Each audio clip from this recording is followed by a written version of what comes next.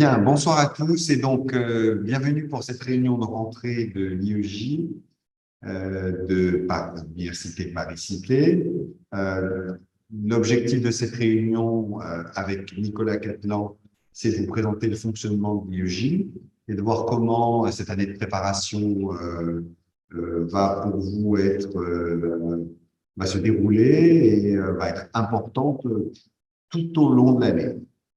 Voilà. Alors, on va commencer, on va étudier successivement un certain nombre de points. On va voir ensemble un certain nombre de points. D'abord, des questions administratives qui ne sont pas secondaires parce que vous allez voir qu'il y a un certain nombre de prérequis en quelque sorte importants pour qu'on puisse fonctionner de façon diffuse. Ensuite, on examinera rapidement le rôle de l'IEG, sa dimension pédagogique. Et puis ensuite, on parlera bien sûr de l'examen du CFPA lui-même. Et ensuite, on vous dira un mot de la préparation. Voilà, je vous propose de commencer. Donc, donc moi, je m'appelle Jean-David Dreyfus, je suis professeur de droit public et je dirige le J. Et à mes côtés, Nicolas Cattelan, qui est pénaliste lui, et qui est directeur adjoint de l'IEJ à mes côtés. Donc, c'est une équipe publique-privée pour que vous ayez la meilleure équipe possible. Mais il n'y a pas que les directeurs et directeurs adjoints. Il y a une autre personne que vous allez apprendre à connaître. D'abord, Madame Chaban, qui est la personne qui gère les inscriptions. Donc, je pense que si vous êtes là, c'est que vous avez dû vous inscrire au moins administrativement et valider votre inscription. Mais c'est elle qui est l'interlocuteur en cas de difficulté d'inscription. Puis il y a une deuxième personne, qui est le secrétaire de l'IEJ, qui s'appelle Monsieur Duroux, qui sera votre interlocuteur au quotidien et essentiellement par mail. Donc, si vous avez des questions à poser à M. Duroux, vous avez son mail sur le site de l'IEJ, sur lequel vous allez trouver toute une série d'informations précieuses et importantes, et entre autres le mail de M. Duroux. Je veux attirer votre attention sur un point. Il faut que vous activiez votre compte Paris-Cité. Alors, je ne sais pas si vous êtes tous des étudiants de notre université, je l'étiez avant, mais il y a un certain nombre de personnes qui n'étaient pas étudiants de notre université, donc ils n'ont pas encore utilisé leur compte Paris-Cité. Il faut que vous activiez votre compte avec les identifiants qui vont vous être fournis, parce que ça va vous donner accès à la plateforme qu'on appelle la plateforme Moodle, sur laquelle vont se trouver toute une série d'informations et de sujets concernant l'IEJ. D'accord? Et en outre, vous recevrez les annonces qui sont faites, qui vous indiquent que tel sujet est disponible, que tel jour il y aura tel cours, etc., etc. Donc, il faut impérativement que vous activiez vos identifiants, et donc votre compte Moodle grâce à vos identifiants, et que vous ayez ainsi votre adresse, parce que l'adresse que vous aurez, c'est activée, c'est celle dont M. Duron se servira pour entrer en contact avec vous en cas de besoin. D'accord? Alors, grâce à votre adresse email, vous pourrez lui transmettre votre fiche d'inscription pédagogique cette fois, dans laquelle vous allez pouvoir indiquer les matières que vous allez passer lors des écrits du CRFP. D'accord? Donc, il faut que vous indiquiez les matières que vous souhaitez passer. Matière de spécialité, matière de procédure. D'accord? Donc, il faut que vous fassiez ce travail et que vous lui envoyiez cette fiche pédagogique. Il nous a donné la date du 4 février 2024. Donc, vous avez jusqu'au 4 février, bonsoir, pour lui remettre votre fiche pédagogique complétée. Grâce à cette fiche d'inscription définitive au CRFPA 2024, avec le choix des matières que vous souhaitez passer, un certain nombre de droits vous seront donnés de façon à pouvoir consulter les documents et liés à ces matières que vous aurez choisies. D'accord? Donc, s'il vous plaît, je pense que vous y avez déjà réfléchi, je pense que vous avez tous passé droit fiscal. Donc, voilà. Donc, c'est une plaisanterie, ce n'est pas forcément un mauvais choix. Voilà. Voilà, les notes étant très bonnes. Il est encore temps d'entamer une carrière de fiscaliste. Je vous assure qu'en France, ça a de l'avenir. Je pense que vous n'avez pas de souci à vous faire. Un bon fiscaliste a, je dirais, 250 ans devant lui. Voilà, à l'avenir devant lui. Bien, donc, autre chose. Ce qui est très important, et c'est pour ça que vous ayez un contenu Google, il y a aussi la question des conventions de stage. Les conventions de stage sont générées par le biais d'Internet et par le biais de ce qu'on appelle PStage. Je ne sais pas si certains d'entre vous ont déjà essayé de faire des conventions de stage, mais peut-être la plupart d'entre vous voudront faire un stage au cours de l'année. Donc, la convention de stage, c'est par l'intermédiaire de PStage, donc avec des identifiants qui vous sont donnés sur Moodle, que vous pouvez la créer. La convention de stage est un préalable au stage. C'est-à-dire qu'il n'est pas possible pour vous de commencer un stage tant que votre convention n'a pas été validée. Ce qui suppose d'une part qu'elle ait été validée par la personne qui va vous accueillir en stage, mais aussi par nous, Nicolas ou moi, et le doyen de la faculté. D'accord? Donc, il faut toujours laisser un délai avant le début du stage parce qu'il faut le temps que ce soit traité administrativement par nous. D'accord? Il y a des délais contraints. Voilà, il y a des délais, et quoi qu'on veuille, il y a des délais à respecter. D'accord? Donc, évidemment, les stages, alors, la particularité de l'IEJ, c'est que les stages peuvent aller jusqu'au 31 décembre 2024. Alors, évidemment, vous ne pouvez pas faire un stage d'un an. Les stages, je crois, sont durée maximum de 6 mois. Mais vous pouvez commencer un stage peut-être un peu plus tardivement et certains le finissent jusqu'au 31 décembre 2024. Mais bon, évidemment, l'objectif, c'est que vous puissiez passer votre CRFPA. Donc, normalement, vous n'êtes pas en stage au moment du CRFPA. Ce n'est pas l'objectif. Voilà. Dernier point administratif, la question des plans d'accompagnement pour les étudiants à handicap. PAEH. Si un certain nombre d'entre vous souhaitent bénéficier d'aménagements pour les épreuves du CRFPA, tiers-temps, c'est-à-dire une durée supplémentaire pour composer, nécessité d'un ordinateur, etc., il y a une procédure à suivre puisque ce n'est pas nous qui décidons si vous avez ou non ces droits. Il faut aller consulter la médecine qui se trouve au siège et il y a un service dédié.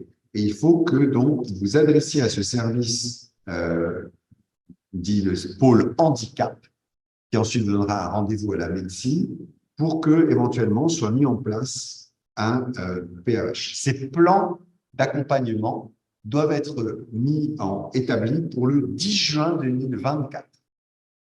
Parce qu'évidemment, ça suppose pour nous ensuite de prévoir les dispositifs adéquats pour que vous passiez les épreuves dans les meilleures conditions lorsque vous avez un PAH. Bonsoir. Voilà, donc il y a une référente chez nous, dans notre faculté, qui s'occupe des questions des PAEH, c'est Madame Kotic, voilà, qui est la référente handicap de notre faculté. Madame Kotic Belou. Oui. Juste, bonsoir. J'insiste sur ça parce que, par exemple, on donne la joie, c'est un protocole qui prend du temps. Ah oui. Pour bénéficier de cet accompagnement et qui, nous, de notre côté, exige aussi pas mal d'aménagements, je sais, pour avoir sur les économétriques des étudiants en situation de handicap, au mois de septembre dernier. Il y a vraiment beaucoup d'adaptations à faire. C'est pour ça que je vous demande, en réalité, de nous informer le plus tôt possible. Et pour que vous puissiez nous informer le plus tôt possible, qu'il vous met en fait vous aider à lancer la procédure assez rapidement. Si vous savez, si vous avez déjà bénéficié des études jusqu'à maintenant, vous savez, vous bénéficiez de ce qu'on appelle le tiers-temps, donc c'est pas 1620 tiers-temps. J'ai eu de tout à l'intérieur, j'ai eu des quarts de temps, des tiers de temps, des sixièmes de temps, de chacun est sorti par une heure particulière.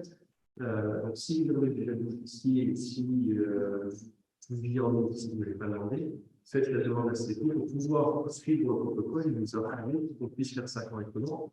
Parce que, on dira, ça va être la thématique, l'UEJ va faire en sorte de vous mettre dans les missions de réussir. D'accord? C'est notre job, c'est de faire réussir.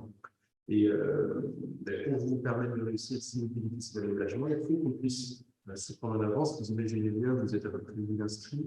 On a l'année dernière 750 étudiants qui sont passés.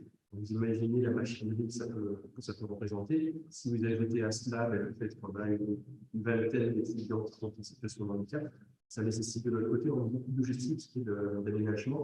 Mais pour que ça puisse être fait de manière convenable, il faut que vous fassiez ça un petit peu en avance pour vous aider à vous aider. Donc vraiment, tous les protocoles, il faut les mettre en avance. Ceux qui sont arrivés en retard, monsieur le professeur André Puy insisté sur le fait qu'il fallait bien faire l'inscription administrative et l'inscription pédagogique, donc le choix de mettre une spécialité.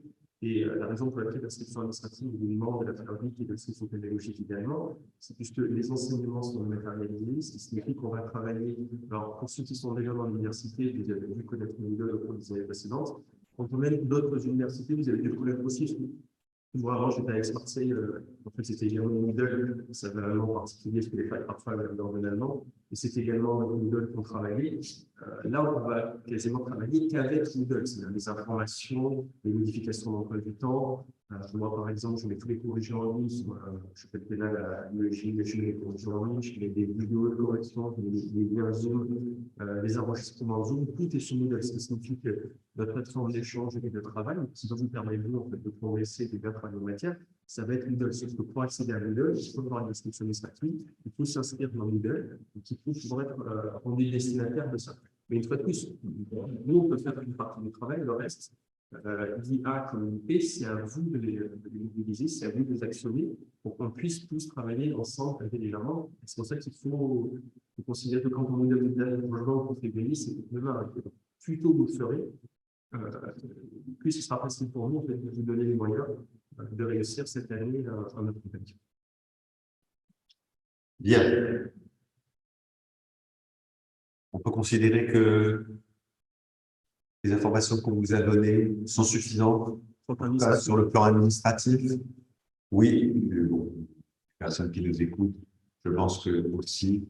De toute façon, bon, ces informations, une grande partie figure sur le site de l'IEJ que je vous engage à consulter. Bien, la dimension pédagogique. Donc, quel est le rôle de l'Institut d'études judiciaires? L'Institut d'études judiciaires a un double rôle. Il a un rôle d'organisation de l'examen du CFA. C'est un petit peu comme le baccalauréat, les centres d'examen. Nous sommes un centre d'examen d'accès à l'école d'avocat. Donc, nous organisons, l'université, la faculté de droit, organise l'examen selon des règles et en respectant un certain nombre de contraintes qui viennent du ministère, le ministère de la Justice et le ministère de l'Enseignement supérieur. Et donc, il y a un certain nombre de contraintes qui s'imposent à nous. Les dates des épreuves, ce n'est pas nous qui les arrêtons. Pour les épreuves écrites, hein, c'est le ministère qui arrête les conditions dans lesquelles se déroule l'examen, parce que c'est bien un examen dont il s'agit. Ce n'est pas nous qui les arrêtons. Il y a un arrêté qui décrit, de 2016, qui décrit les conditions dans lesquelles se déroule l'examen. Que vous soyez à Paris, cité à Paris, à Panthéon-Assas ou à Strasbourg, vous passerez les mêmes épreuves au même moment pour la même durée. Voilà, et même dans les DOM. Voilà. Donc, il y a de ce point de vue-là, donc, aucune distinction à faire selon les IEJ dans lesquels on nous trouve. Mais par ailleurs, l'IEJ imagine et organise une préparation à l'examen. C'est ça que nous allons vous présenter aujourd'hui. Alors, à quoi vous préparez-vous? Au CRFPA, c'est-à-dire d'une part à des épreuves dites d'admissibilité, des épreuves écrites, et d'autre part à des épreuves d'admission, si l'aventure vous est admissible, les épreuves orales. D'accord? Donc, il y a deux séquences dans l'examen CRFPA. D'une part, les épreuves écrites et d'autre part, les épreuves orales. Alors, le CRFPA, ce n'est pas un concours. Hein? Je crois qu'il faut vraiment vous le dire. Ça ne veut pas dire qu'il n'y a pas une certaine sélection, mais ce n'est pas un concours. C'est un examen.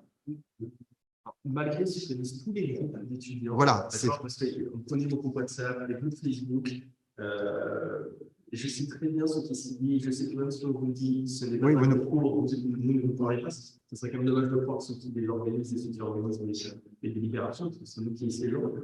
C'est un véritable examen. Ça signifie que, on ne va pas vous mentir évidemment que la profession d'avocat et les écoles d'avocats nous disent que c'est on a plus ou moins de place, etc. Ils nous donnent des informations, on ne va pas vous dire qu'ils ne nous donnent pas des informations. Et ça n'a pas d'effet en fait sur le système qui est de dire si on étudie en lycée, même s'il y a trop d'avocats, peut-être qu'il il intégrera une école d'avocats. De la même manière, si une école de formation des avocats nous dit ah, ben, cette année, on a un petit peu de mal à remplir, un étudiant qui a fait n'intégrera pas l'école d'avocats. Il faut avoir 10 tout simplement. Et je connais des légendes urbaines, je sais qu'en Philippe, vous êtes capable de les alimenter d'une manière assez surprenante. Les principaux constructeurs de fake news sont les étudiants entre eux. D'accord? Vous êtes vraiment des animateurs. Vous nourrissez ça, et je vois les groupes, on me parle de ce qu'il y a sur le groupe, donc je sais que vous allez continuer à le dire, même si je vais insister. C'est un examen, d'accord? Ce qui signifie que si vous avez 10, vous deviendrez cet examen sur réserve de réussite capable. A priori, si vous n'êtes pas docteur en droit, vous réussirez. Mais c'est un examen, ce n'est pas un concours, il n'y a pas un nombre de places, même si la profession d'avocat aimerait sans doute qu'il y ait des barrières d'entrée, comme n'importe quelle situation de concurrence qui aimerait se transformer en monopole ou monopole par rapport à l'analyse sur le marché. Ça serait sans doute leur vœu, et il l'exprime assez souvent. Nous sommes universitaires, notre job, c'est de faire en sorte que ceux qui entrent à l'école des avocats aient le niveau pour y entrer. La seule chose qu'on sait faire à l'université, c'est mettre des notes et que la moyenne réussit, et ne pas avoir la moyenne, c'est échouer. C'est la seule chose qu'on sait faire. On ne sait pas organiser ce concours, je serais absolument incapable. Et j'aurais pas pris la direction adjointe de la LIEJ si on avait demandé d'organiser un concours universitaire. Ça n'a pas de sens. C'est un examen professionnel universitaire organisé par l'université française, qui signifie qu'à 10 vous validez. Donc, en deçà de 10, vous échouez. Et je vous dis maintenant, parce que peut-être que dans un an, vous nous écrivez des mails pour nous dire j'ai eu 9,88, j'ai eu 9,92 et ça n'a pas marché. Est-ce que vous pouvez faire quelque chose pour moi? Ma réponse sera non, parce que pour réussir un examen d'avocat, il faut avoir 10. Ce n'est pas un concours, c'est un examen. Je sais que vous allez continuer à lire autre chose. Je continuerai à lire la vérité, parce qu'on siège, on délibère. Moi, je l'ai fait ici, je l'ai fait à Aix-en-Provence. C'est un examen parfait, quelles que soient les demandes de la profession d'avocat. Bien, là, on l'a bien dit. Hein. Mais je suis sûr qu'il ne me croit pas pour autant. Bon, ouais. Alors, donc, il n'y a pas de contrôle continu. Il n'y a pas de seconde session, de substitution. Et il n'y a pas de conservation des notes d'une année sur l'autre. Hein. Si vous l'avez passé en 2022, vous ne gardez pas votre note en 2024 si vous avez réussi l'épreuve. Non. Hein. On recommence toutes les épreuves si on n'est pas admis au CRF. D'accord? Alors, cette année, commençons par quand même une bonne nouvelle. Nous avons eu 57% d'admissibles et presque 50% d'admis. Ça veut dire que vous êtes 108 à suivre la retransmission, 54, non. Les autres, non. C'est quand même pas rien. Hein. Donc, voilà, c'est un taux très, très élevé. Donc voilà, et très comparable aux autres universités parisiennes et aux UJ des autres universités. D'accord? Donc, on est plutôt dans une séquence où les épreuves ont permis à la moitié des candidats d'être présents. Si vous ne venez pas, vous n'intégrerez pas l'école d'avocat. Donc voilà, mais présent, en effet, d'intégrer l'école de formation du barreau. Essentiellement l'EFP d'ailleurs, c'est-à-dire l'école de formation du barreau de Paris. Donc voilà, les taux sont quand même, si vous vous préparez bien, il y a de vraies chances de succès. Voilà, hein, et encore une fois, c'est un examen. Alors, cet examen, justement, commence par un examen écrit. Alors, l'examen écrit, donc, on va en dire quelques mots. Il y a un certain nombre d'épreuves qui sont des épreuves écrites nationales et qui sont imposées par les textes et que vous passerez au cours de 4 demi-journées qui s'enchaînent. Donc, en fait, le plus dur dans le CRFPA, écrit, c'est bien sûr les épreuves, mais c'est aussi de tenir le choc, c'est-à-dire parce qu'on est très enthousiaste et anxieux le premier jour, mais Le quatrième, comme cette année, il a fait chaud, tout le monde était fatigué. Voilà. Donc, c'est une dimension, hein, la fraîcheur, c'est une dimension à prendre en compte parce qu'il ne faut pas rater la dernière épreuve. Ce n'est pas la peine. Hein. Il faut la réussir et essayer d'avoir une note correcte, y compris la dernière épreuve, hein, qui n'est pas en plus de procédure. Donc, voilà. Donc, ça, c'est plutôt ce à quoi il faut vous préparer. C'est 4 demi-journées successives. En général, c'est du lundi au jeudi, après-midi. Voilà. Voilà, en effet, sans dévoiler la première, peut-être la deuxième, semaine de septembre, ça dépend des dates. La République, c'est au cours d'une des 2 premières semaines de septembre, donc on sait à peu près tous quand ça va tomber. Donc ça, il n'y a pas de secret, etc. Alors, première épreuve, la note de synthèse. Alors, la note de synthèse, 5 heures, coefficient. L'épreuve à ne pas. Et qu'il n'y a aucune raison que vous ratiez si vous vous êtes bien préparé. Et pour bien se préparer, il faut commencer tôt. C'est-à-dire qu'il faut, dès maintenant, vous mettre en ordre de marche et vous dire que vous allez faire des notes de synthèse. Plus vous en aurez fait, franchement, plus le jour de l'épreuve, vous serez à l'aise et vous saurez faire face à la note de synthèse qui vous sera proposée.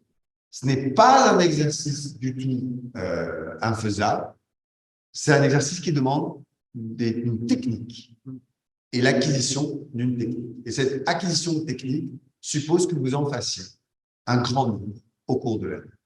D'accord? Et que vous répétiez l'exercice. Parce qu'il y a des contraintes formelles qui sont données et qui vont s'imposer à vous. Puisqu'on attend de vous, sur la base d'un dossier d'une trentaine de pages et d'un sujet, une note de synthèse de 4 pages.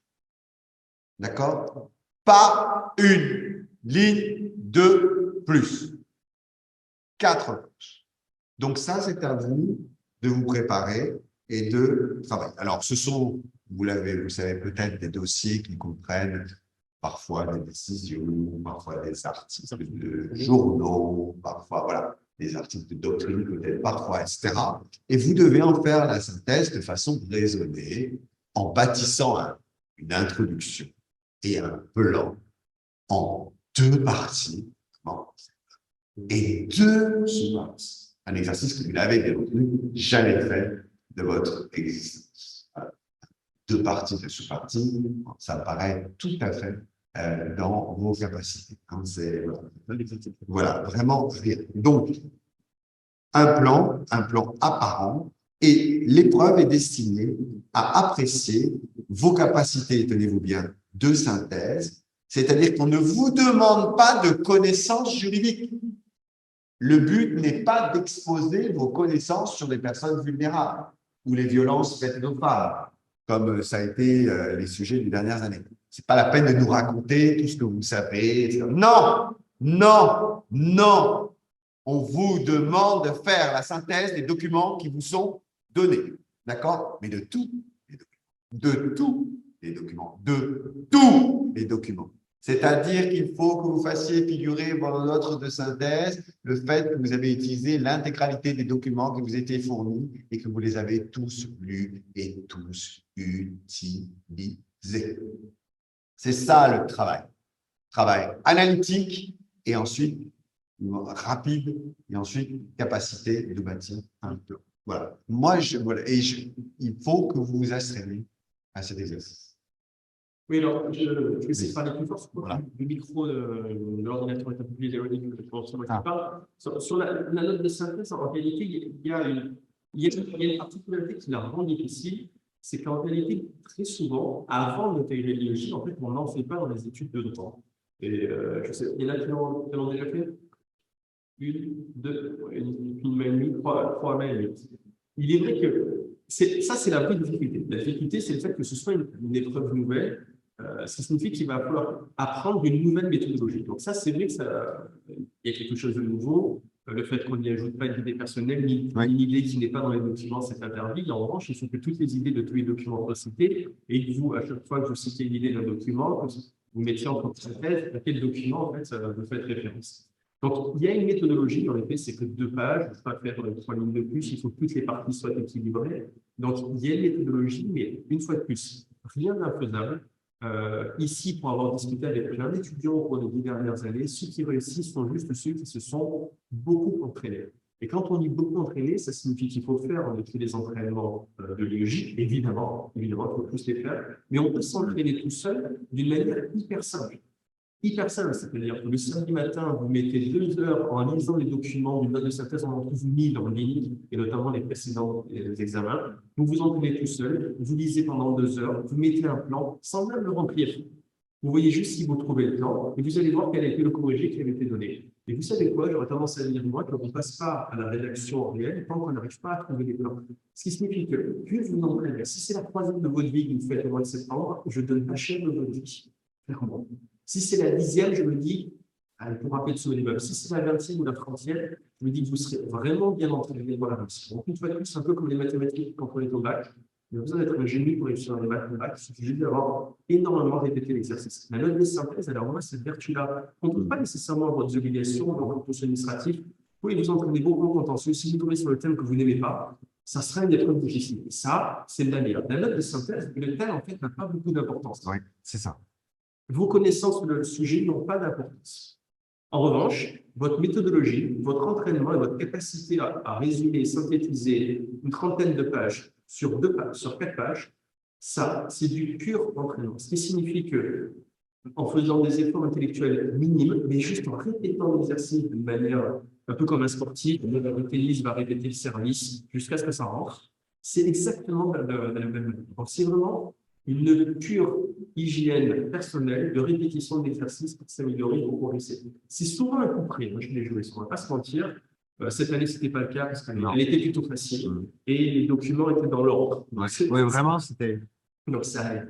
Et le thème était assez juridique, donc il y avait quand même une bonne aide pour les juristes. Et on va être honnête, les années précédentes, moi je l'ai vu à Aix, on a pu le voir à Paris, souvent la note de synthèse est une épreuve coup près où les juristes réussissent assez moyennement. Ça signifie juste que vous ne vous êtes pas assez entraîné.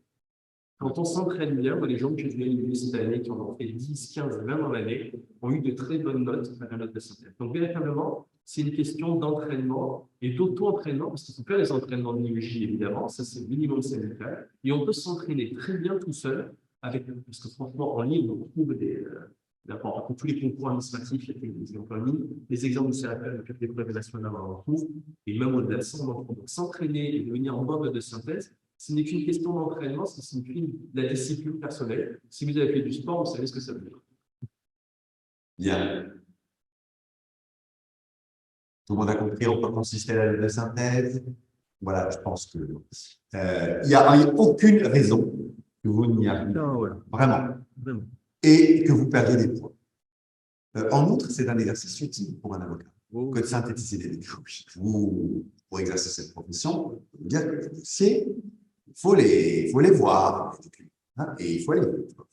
Et souvent, c'est quand même utile. Et les magistrats voient vite si vous avez l'esprit que ça c'est aussi vous êtes en train de les ensevelir sur des démonstrations dont ils n'ont que faire et qui les lassent quelque peu et ils vont mettre ici, on lira vos écritures. Donc, aller plus vite. Parce que le problème de la justice aujourd'hui, c'est qu'on n'a pas trop de temps pour des audiences, donc il faut aller vite. Donc là, l'esprit de synthèse, c'est vraiment quelque chose qui est nécessaire pour un avocat. Vraiment, c'est une qualité.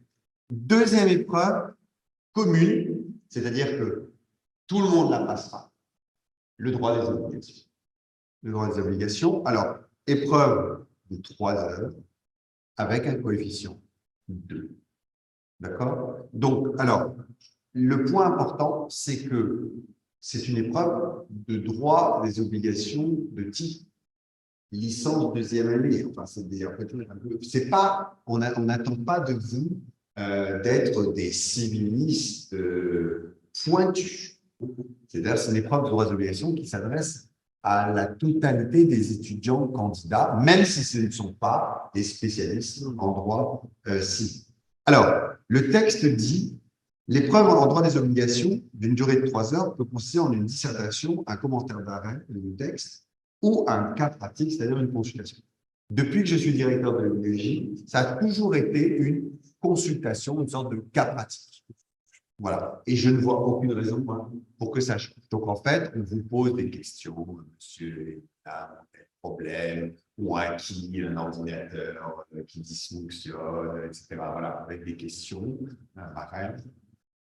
Et vous devez répondre à un certain nombre de questions. Et vous avez droit au code civil. Alors, ça. Parce qu'une des choses que vous apprendrez aussi, c'est que pour passer les écoles CRFPA, il faut acheter une valise. Parce qu'évidemment, il faut venir avec tous ces codes pour le jour des... J'exagère un peu, mais en général, vous verrez, il y a une sorte de transhumance et de petites valises à roulettes. Hein, et le jour du CRFPA, tout le monde vient avec ses codes, d'accord, les empilés. Bon, mais le point important, c'est qu'il faut vous habituer à manier le code civil pour gagner du temps. Et je le dis tout de suite, vous pouvez mettre des petits post-it sans écriture pour avoir des repères dans votre code civil. Hein. Ne vous inquiétez pas, on ne va pas tous les arracher quand vous arrivez. D'accord? Donc, ça, je le dis parce que je vais avoir la question. Donc, il ne faut rien écrire dans le code. Hein. Voilà, mais on n'écrit pas les choses dans son code, bien sûr.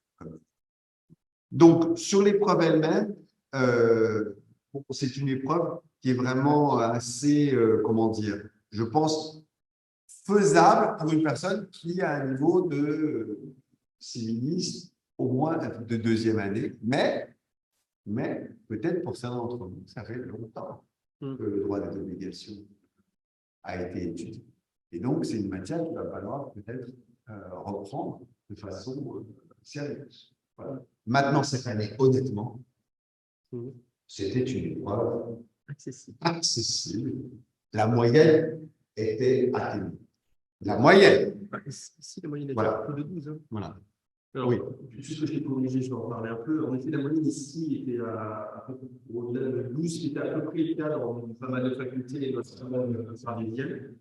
Ce qui signifie, les années précédentes, c'est plutôt comme la base de synthèse, plutôt une épreuve concrète qui souvent porte un peu les étudiants. Cette année, ça a été une discipline qui a permis justement de faire passer pas mal d'étudiants, de candidats au concours. C'est en effet une épreuve qui peut être piégeuse parce que, notamment pour ceux qui ont fait du droit civil, pour continuer le droit des contrats, la responsabilité après, on vous apprend en 4e année ou en 5e année des choses hyper dans le détail, très technique, très précise. L'épreuve de droit des obligations de CRFPA s'adresse à des gens, à tous les juristes en fait, aussi les publicistes, les pénalistes, travaillistes, fiscalistes, ce qui signifie qu'elle n'est pas faite pour des gens qui seront spécialisés. Et parfois, on peut voir dans des copies en fait, des développements hyper techniques, hyper géniaux, qui ne sont pas valorisés. Parce que ce n'est pas la question qu'on vous pose. Ce qui signifie qu'on essaie, c'est une matière de tronc commun, c'est-à-dire qu'on essaie de voir si l'étudiant a très bien maîtrisé le niveau de 2e, 3e année. Ce qui signifie le droit des obligations de 2e année et le droit des contrats de 3e année.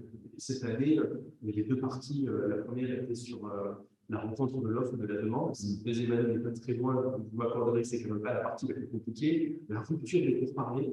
Apparemment, déjà, à mon époque, c'était plus exponentiel avec la réforme, maintenant tout est dans le code. Et la dernière partie était sur la force majeure. Et si vous aimeriez bien trouver le mot clause pénale, vous avez 2 points. Ouais, donc, clairement, c'était une épreuve très accessible. Et je pense qu'on peut dire que la philosophie de ceux qui sont actuellement dans la commission, qui sont encore pour 3 ans, c'est de faire une épreuve de droit de l'obligation. Vraiment de vérifier que les bases de la 2e et de la 3e année sont acquises, mais acquises dans le sens maîtrisé, pas niveau médium, c'est le médiocre, c'est le même sens. Vraiment, quelqu'un qui maîtrisera le niveau 2e et 3e année, et qui est capable de repartir en arrière quand il est en train de préparer, et de se remettre dedans, de se réactualiser, de travailler, c'est une épreuve qui peut être réussie réellement. Et je dirais vraiment qu'elle est plus spéciale pour ceux qui ont fait du droit civil, du droit des contrats par la suite, ou qui ont un master en spécialisé dans le droit des contrats, parce que vous allez avoir un esprit tellement dans le détail, dans la technique et la précision, qu'en réalité, ce n'est pas ce qu'on va vous demander dans le cadre de l'école sismique. Il faut vraiment revenir sur cet état d'esprit qui était celui de l'enseignement de 2e et 3e année. Alors évidemment, si vous n'avez pas trop réussi en 2e et 3e année, c'est bien que là, il va falloir bien investir de matière. Et pour l'avoir corrigé cette année, vraiment, on peut avoir une très bonne note sur des questions qui sont, je pense qu'on peut le dire, sur les pourparlers, la classe pénale et la force majeure, des questions de base. Je sais que les questions que les jeunes doivent maîtriser, de base, c'est vraiment ce qu'on fait en deuxième et en troisième année. Donc, note de synthèse faisable, droit des obligations faisable, et tout s'annonce bien. Alors, on arrive aux deux épreuves suivantes. Celle qu'on choisit. Voilà, celles qu'on choisit. Les épreuves, d'une part de spécialité et d'autre part de procédure. Alors, avec un certain nombre de combinaisons, donc, je vais récapituler 7 combinaisons possibles. Alors, d'abord, les matières de spécialité. Droit civil, droit commercial, droit social, droit pénal, droit administratif, droit international et européen et droit fiscal. D'accord? Ça, ce sont les matières dites de spécialité. Il faudra que vous en choisissiez.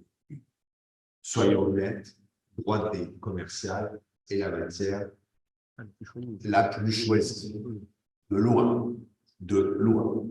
Droit social, nettement moins. Voilà. Donc, voilà. Fiscal, alors fiscal, c'est en montée, en fait. Ouais, il y a des gens qui ont envie de faire du droit fiscal. Donc, voilà, ce n'est pas un volume très, très important, mais il y en a quand même. Voilà. Et il y a 3 épreuves de procédure possibles. Procédure civile, procédure administrative contentieuse, on va devoir que 2 épreuves de procédure. Et procédure pénale. Voilà, procédure pénale. Alors, le point important, c'est la combinaison entre ces procédures, procédure civile, procédure pénale, procédure administrative contentieuse. Civile, si vous choisissez civile, voici, ça va avec procédure civile. Si vous choisissez droit commercial, ça va avec procédure civile. Si vous choisissez droit social, ça va avec procédure civile. Si vous choisissez droit pénal, ça va avec procédure pénale. Franchement, alors, ensuite, si vous choisissez droit administratif, ça va être procédure administrative. Il y a 2 matières où vous pouvez avoir une alternative. Si vous prenez le droit international européen, matière qui n'est pas facile, hein, il faut pas, parce qu'elle est à la fois du droit international parfois privé et du droit européen. Voilà, et cette année, c'était vraiment du droit européen. Oui. Eh bien, ça peut être soit procédure civile, la combinaison, soit procédure administrative, contentieux. Donc là, il faut que vous choisir. Et pareil pour droit fiscal, il y a des fiscalistes qui sont plutôt affairistes, donc c'est procédure civile. Puis il y a des fiscalistes qui aiment plutôt le procès administratif, parce que c'est pas beaucoup du contentieux devant le Conseil d'État, le droit fiscal, et c'est procédure administrative contentieux. Donc voilà, donc là, il y a une option entre que vous devez choisir. Si vous choisissez par exemple le droit fiscal, le droit que vous indiquiez à monsieur du si vous prenez une procédure administrative contentieuse. D'accord? Donc, il y a des combinaisons, et ces combinaisons sont à réfléchir pour les matières, en particulier les 2 dernières matières que j'ai indiquées. D'accord? Je le répète, l'essentiel des étudiants prennent droit commercial. Et c'est la deuxième matière. Oui, je pense parce que ce n'est pas civil, ce n'est pas social, ce n'est pas administratif, ce n'est pas droit, c'est pénal. Voilà. Alors, l'épreuve de spécialité, là encore, c'est une épreuve pratique, donc une sorte de consultation. Elle dure 3 heures, coefficient 2. Elle a lieu le 3e. Et j'enchaîne, l'épreuve de procédure, dernier jour, elle dure 2 heures et un coefficient. Donc, c'est une épreuve très courte. Hein? Et donc, là aussi, depuis que je suis directeur de pédagogie, ça a été aussi une sorte de consultation et des cas pratiques. C'est toujours la même chose. Donc, il n'y a pas vraiment de raison, je pense, que ça change. Alors, les épreuves de spécialité, là, elles supposent en effet que vous soyez au point dans vos matières respectives. Vous avez droit, bien sûr, au code, mais bon, il faut que vous connaissiez les matières, les actualités de la matière, Voilà. On le réinsistera. Il y a des cours à ce type. Il faut que vous connaissiez la qualité de la matière. Mais bon, on voit bien les thématiques qui peuvent ressortir habituellement. Procédure, c'est une épreuve qui nécessite aussi que vous ayez quand même fait un certain travail. Alors, même si cette année, il faut être honnête, l'épreuve de procédure civile était une épreuve, on dira, très, comment dire, accessible. Voilà. Et donc, cette année, si vous aviez pris procédure civile avec la note de synthèse et droit des obligations et, on va dire, commercial, vous avez quand même de bonnes chances. C'est le profil des gens qui ont bien réussi. Voilà, de bonnes chances de réussir. Je ne dis pas que c'est la combinaison qui sera gagnante dans le loto en 2024. Hein. Malheureusement, je n'ai pas cette capacité de prévisibilité. Mais bon, cette année, ça a été quand même une année plutôt où la responsabilité est là. Il y a l'explication. Voilà. Bon. Alors, Nicolas va vous expliquer pourquoi. Habituellement, c'est vrai que le sujet de procédure civile peut paraître en fait plus simple que les autres sujets de procédure. Pour une raison simple, c'est qu'en fait, comme vous l'avez vu, procédure civile peut être prise en fait par des gens qui gravitent dans des matières, il peut y avoir du civiliste, le commercialiste, le travailliste, voire sur du droit international et européen, et du droit fiscal. Ce qui signifie qu'en réalité, le profil est assez large et je crois qu'il arrive assez souvent à ceux qui donnent les sujets de se dire que ce n'est pas nécessairement des spécialistes de procédure civile, ce sont des gens pour lesquels la matière est imposée parce qu'ils font du dans le travail, etc. Ce qui fait que c'est un peu comme le droit des obligations tout à l'heure, ce que je vous ai expliqué, c'est qu'on va donner une épreuve qui permet juste de vérifier que les fondamentaux existent. Moi, j'ai corrigé procédure pénale cette année. Les notes sont plus basses parce que celui qui donne le sujet de procédure pénale part de l'idée que celui qui va faire le sujet est pénaliste. D'ailleurs, on n'a pas le choix, c'est sans spécialité pénale, vous êtes en procédure pénale. Et c'est vrai également pour le contentieux administratif, c'est-à-dire si on vous donne un sujet de contentieux administratif, on dit il est donc juridiciste. Oui.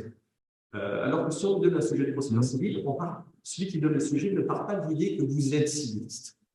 Et ce petit détail, je pense, peut expliquer le fait que parfois, le sujet de procédure civile est un petit peu plus accessible, en tout cas plus simple, a priori, à être plus accessible.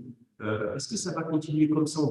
Personne ne mettra ça à l'année, mais c'est vrai que, en tout cas, pour les preuves qui viennent de se terminer, parce que pour nous, elle s'est terminée il y a 3 semaines, en fait, quand on a délibéré, cette semaine, il est évident que le combo droit commercial et procédure civile, c'est à peu près le choix qui a été pris par ceux qui ont plutôt bien réussi l'année dernière. Ça ne veut pas dire que ça va se déterminer par la suite. Ce qui fait que vous vous posez toujours la même question de savoir comment on va choisir son option. Il y en a qui sont déjà spécialisés, qui ont fait des Master 2, donc ils disent que je vais aller là-dedans. Est-ce qu'il peut y avoir des autres choix stratégiques? Moi, je ne me lancerai pas dans ce genre de calcul en se disant procédure civile est plus simple, peut-être qu'il vaut mieux que je prenne une matière qui va avec ça. Dites-vous que vous avez passé quand même, j'espère que vous avez déjà commencé à réaliser, on passe quand même une année avec cette matière. Il vaut mieux prendre une matière avec laquelle on est à l'aise, avec laquelle on a des réflexes méthodologiques et de connaissances plus simples, même si a priori pénal est plus dur, par exemple. Je pense qu'il vaut mieux être bien armé avec une matière un peu plus dure plutôt que complètement désarmé sur une matière qui est la plus simple parce qu'on apprend, parce qu'elle a les meilleures notes a priori, c'est plus sur garantie, et on y arrive en ne développant absolument pas les connaissances de base parce qu'on ne s'est pas spécialisé.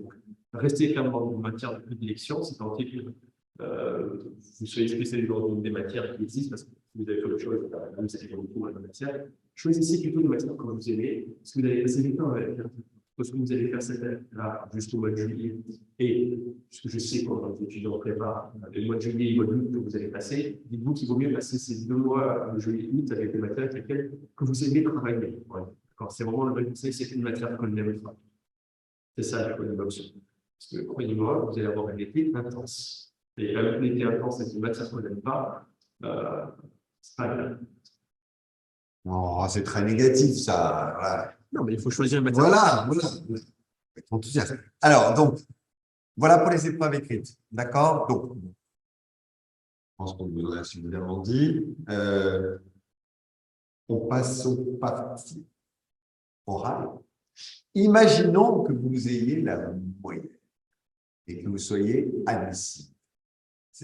Vous aurez 2 autres épreuves qui vous attendent et qui sont cette fois-ci local. Oui.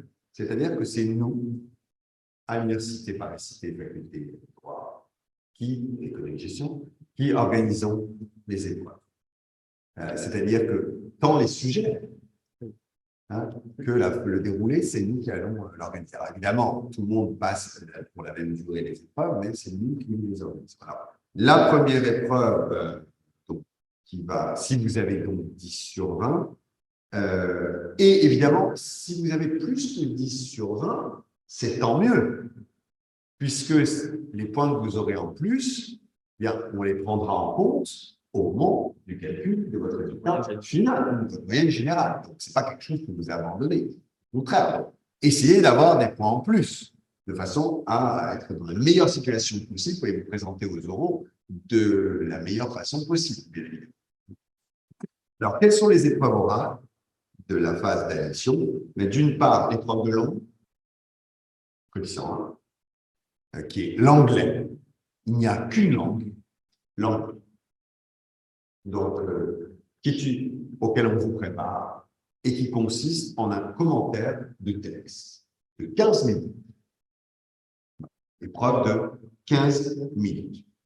Alors, il y a un module d'enseignement dédié à l'anglais chez nous et vous allez travailler sur un certain nombre de textes et c'est parmi ces textes que vous aurez à faire une présentation le jour de l'oral. Je vous le dis, ne négligez pas cette épreuve. Avoir une bonne note en anglais ou une très mauvaise note en anglais, ça peut faire la différence. Si vous passez juste à l'admissible, il faut faire extrêmement attention à cette épreuve. Parce qu'un 18 en anglais, c'est 8 points en plus. Et ça peut avoir ses conséquences.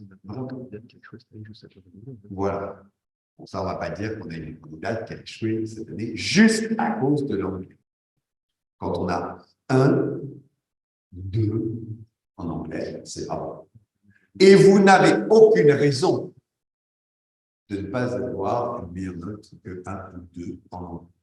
Et même, je dirais, vous avez toutes les raisons d'avoir 19 en anglais. Pourquoi pas? Voilà. Donc, c'est tout à fait possible. Moi, en tout cas, vraiment, ne négligez pas. Donc, 15 minutes de préparation, 15 minutes d'oral sur des tests que vous aurez travaillé avec vos enseignants au cours de l'année. C'est tout à fait accessible. Vraiment. Et puis, bon, dernière épreuve, évidemment, le fameux grand oral.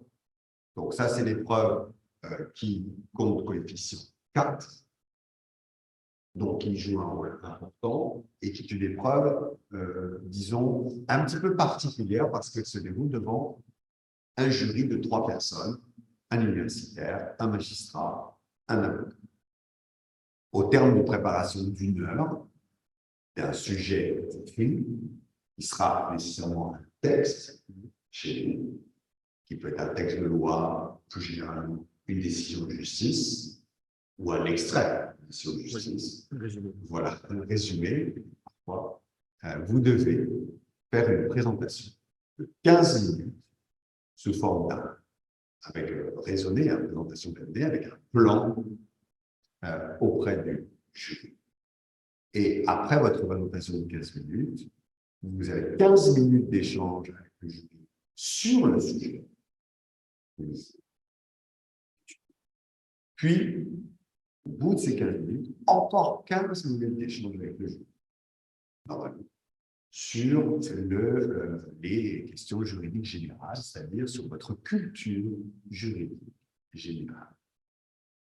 Donc, l'épreuve qui dure 45 minutes.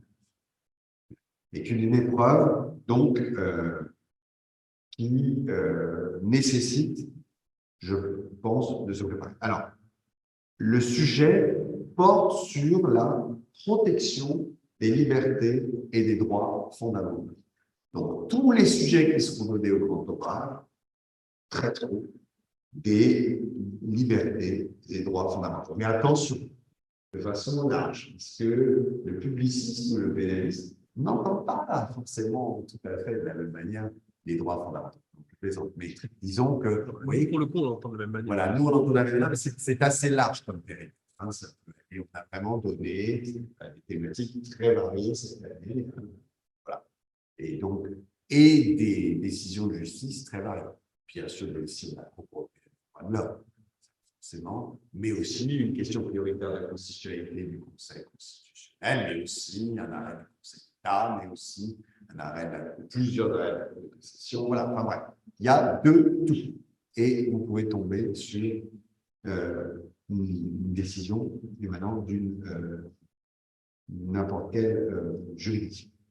L'arrêté de 2016 prévoit que le programme de droits et libertés fondamentaux porte sur les origines et les sources des libertés et droits fondamentaux, le régime juridique des libertés et droits fondamentaux, et les principales libertés et les principaux droits fondamentaux. Vous voyez, là, c'était quand même assez large comme périmètre. Voilà. Et la culture juridique générale fait aussi partie de cette épreuve. Et donc, voilà, le jury vous posera un certain nombre de questions. Voilà, qui n'ont rien à voir avec les droits fondamentaux. Avec le sujet.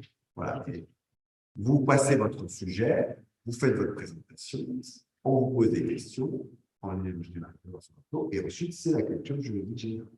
Donc, ça peut être un sujet très éloigné. Voilà. Combien y a-t-il de constitutions en France depuis 1792? Ça, moi, j'ai jamais rappelé parce que j'ai une grosse catastrophe. Ils sont tous en TLS.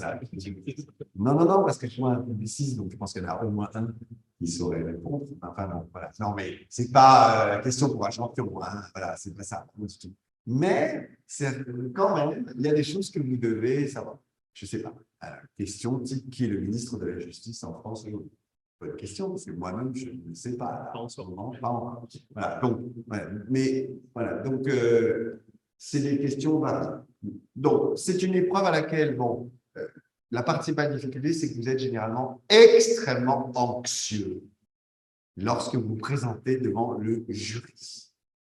Et, bon, il y a tout un problème comment dire, de relaxation avant de commencer l'épreuve. Voilà, alors oui, parce que plus vous êtes stressé, plus vous perdez des points, en fait, et vos moyens. Il faut absolument que vous soyez le moins stressé. C'est très facile pour moi de vous dire, maintenant, vous stoppez l'amphithéâtre, voilà. Et je sais bien que vous serez stressé. Il le sont quand il arrive. Voilà. Mais un stress, ça se gère. Voilà, ça se gère et on fera des épreuves. Il y a un enseignant qui fait des épreuves d'entraînement au grand oral, de façon à vous mettre dans une condition. Sachant que le point important, c'est qu'il faut essayer de tenir les 15 minutes de présentation. Et ça, on a beau vous demander de le faire, je pense que moi, j'ai eu personne quasiment qui a tenu 15 minutes. Voilà. Donc ça, c'est un travail qu'il faut faire. Et, voilà. Donc là, évidemment, nous, on ne vous donnera pas un sujet très ancien. Non. Voilà, là, ne vous attendez pas. Voilà, on vous donnera des sujets, pas d'actualité, mais enfin des sujets récents. Il y a des arrêts de 7 octobre. Voilà. Oui, très récents. Même, voilà, au dernier mois. Donc, c'est quand même l'idée, c'est de vous mettre en situation et vous avez. Voilà. Ça est bien parce qu'ici, vous savez exactement ce qui va vous arriver. Voilà. Parce qu'il y a des IEJ où ça peut être une notion, la présomption d'innocence, d'aller venir, etc.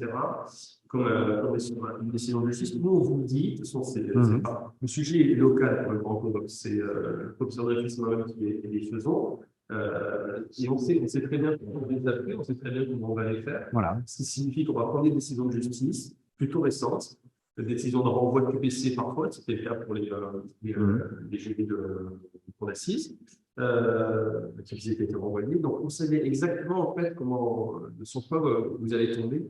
Et par rapport à la question des 15 minutes, pour être parfaitement honnête avec vous, monsieur le professeur Dajos et moi-même avons suivi, il y a un côté un peu déceptif quand un étudiant n'arrive pas à tenir 10-12 minutes, parce qu'en réalité, là, c'est un conseil très pédagogique que je vais vous donner, mais c'est une épreuve de contextualisation, ce qui signifie que le seul vrai défi, c'est d'imaginer ou de trouver dans la décision du 6 la liberté fondamentale qui est en jeu. D'accord? Il faut l'identifier.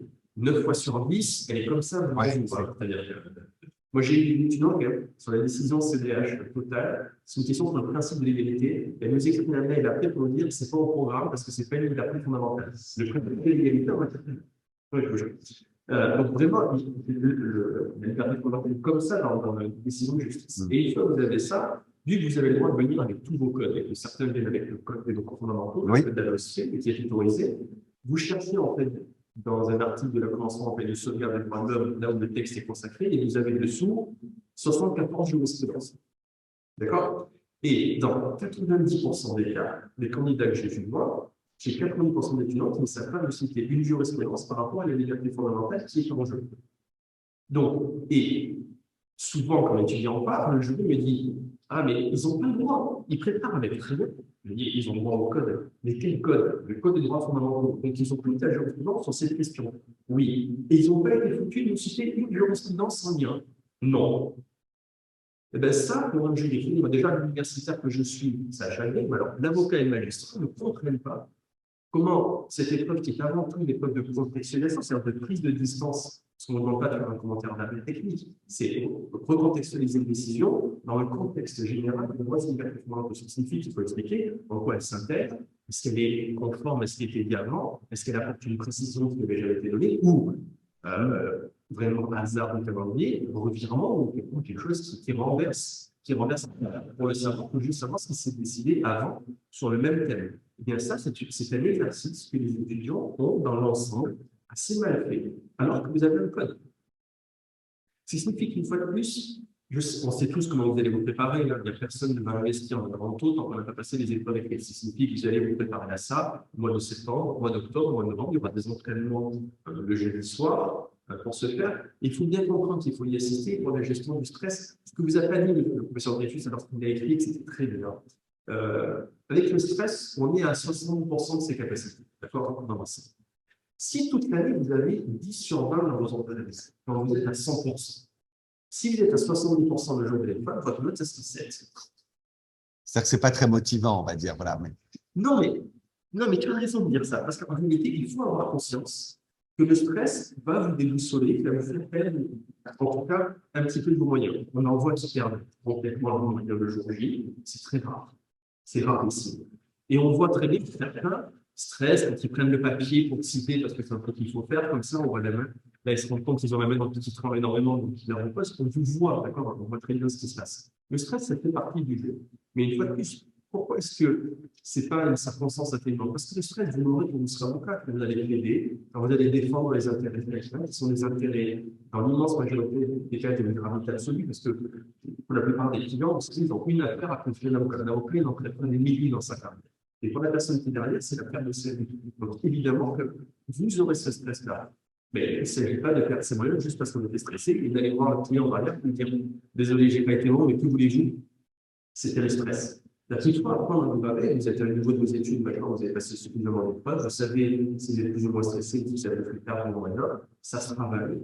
Ça se travaille de mille et une manières dans ce entraînement, où, vous savez, les consultations psychologiques pour les étudiants, elles sont gratuites, elles sont remboursées à l'université. Allez voir un psy pour lui dire j'ai des problèmes de stress, ça fait perdre vos moyens. Il vous donnera des trucs hyper efficaces pour arriver à le traiter. Ce n'est pas un problème qui est une espèce de fatalité où le stress m'empêche de bosser. C'est un problème, et comme tous les problèmes, il y a des solutions. Comme il disait déjà Jacques Chirac, il n'y a pas de solution, alors on va trouver. D'accord? Ça, c'est un problème, et il y a des solutions. Mais si vraiment vous savez que vous faites partie de ces rares étudiants qui perdent complètement leur moyen à cause du stress et croyez-moi avec grand taux, c'est stressant. Vraiment, vous êtes devant un universitaire, un magistrat, un avocat, c'est la dernière épreuve pour devenir avocat. Croyez-moi, c'est stressant. Il ne faut pas prendre le risque de perdre ses moyens. Si vous savez que vous êtes susceptible ou enclin à cela, ça se prend en main, ça se travaille. Et croyez-moi, comme tous les problèmes, ça se résout. Très, très, très positif. Donc voilà, beaucoup plus positif que moi. Voilà. Bon, on verra le jour de nous. Bien. Donc, bon, cette épreuve, elle se prépare. Et elle a lieu en novembre. C'est comme, vous savez, en général, vos résultats sont en octobre et d'admissibilité. Et ensuite, les épreuves d'admission ont lieu en novembre. C'est la période 22-23. Voilà. Et les résultats en général d'admission sont tout début décembre. Voilà. D'accord? Et à chaque fois, le jury délibère sur à la fois l'admissibilité et l'admission. D'accord? Est-ce que vous êtes au clair? Alors, il y a eu des questions dans voilà. Est-ce qu'on peut mettre du fluo dans les codes? Oui, il n'y a aucun problème. Si vous pouvez mettre du fluo de toutes les couleurs, parfois très c'est l'arc-en-ciel, coloré, ça n'a pas de problème. À partir du moment, en effet, on dit Nicolas, n'écrivez pas. N'écrivez pas. Même sur les post-it. Voilà. Pour ceux qui commencent la préparation en janvier, je pense que c'est tout le monde, doivent-ils racheter les codes en juillet pour avoir la dernière version? Ce n'est pas la peine. Honnêtement, je ne sais pas. Il y a certaines matières qui s'y prêtent plus que d'autres. Voilà. Je ne sais pas, oui, peut-être. Alors, en pénal, j'aurais tendance à conseiller vraiment les derniers codes parce qu'on va avoir une année de réforme, c'est avancé. Vous préférez arriver le juillet avec la dernière loi si elle a été votée. Donc, pour des matières qui sont très soumises à l'actualité, c'est le cas malheureusement du pénal, il vaut mieux avoir les derniers codes. Voilà. En droit civil, je pense que la version 2023, elle vaudra encore pour 2024. Oui, sauf s'il y a une énorme chose qui se passe dans l'année et vous avez besoin du code, mais même les dernières lois, vous avez le droit de les imprimer et de venir avec. Point important, vous pouvez les imprimer à partir de Légifrance. Vous avez le droit de venir avec, on les vérifiera pour être sûr que vous connaissez bien les vrais textes et que vous n'avez pas écrit, mais vous avez le droit de venir avec. Voilà. Si vous avez un vieux code et qu'il y a une grande loi qui est sortie, vous imprimez la loi et vous venez avec votre code. Voilà, en droit international européen, je ne sais que dire, c'est tellement de textes. Voilà, donc oui. Et en fiscal, il vaut mieux être à jour. Oui, parce que là, la loi fiscale, mais bon, il ne devrait pas y avoir de nouvelles lois fiscales avant les épreuves. Mais en effet, vous avez le droit d'imprimer les textes officiels. D'accord? Voilà, alors la préparation, l'IEJ, comment ça va se dérouler? Tout va commencer dès la fin janvier et toutes les interventions sont dématérialisées. C'est-à-dire que c'est la dernière fois que nous nous voyons pour les personnes qui sont physiquement ici. Bien sûr, on va aller en on va nommer ça, je le souhaite. Donc, tout est dématérialisé. Et nous utilisons Zoom en général. Puisque c'est assez simple, pour les différents interventions. Il n'y a pas d'entraînement en présentiel. Il n'y a pas d'entraînement pour les écrivains en présentiel. Il y a un entraînement, vous verrez, pour le grand oral en présentiel. Mais ça, on n'en parle pas. D'accord? Mais tout se fait de façon dématérialisée. Alors, c'est pour ça, comme disait Nicolas, qu'il est essentiel que vous ayez activé vos identifiants, que vous ayez votre compte. Voilà. Parce que sinon, vous ne pourrez pas suivre les entraînements. Alors, la première étape de la préparation, c'est la correction des épreuves de l'OPS. Vous avez sur le site de l'IEJ toutes les dates d'abord des corrections des épreuves. Et dès le 24 janvier, il y a une première, donc dans très peu de temps, une première correction des épreuves. Toutes les corrections ont lieu de 18h à 18h30 à 20h ou 20h30 parce qu'on prend en compte le fait que vous pouvez avoir une activité ou un stage. Et elles sont sur Zoom. D'accord? Donc là, je ne vais pas passer les dates de toutes les corrections en revue. Vous les trouvez sur le site, mais on va corriger donc les épreuves. Alors, certains d'entre nous vont dire, mais comment se fait-il que le 25 janvier à 18h, il y ait correction en même temps de droit civil et de droit fiscal? Et ma réponse sera, parce qu'on ne passe pas et droit civil et droit fiscal comme spécialité.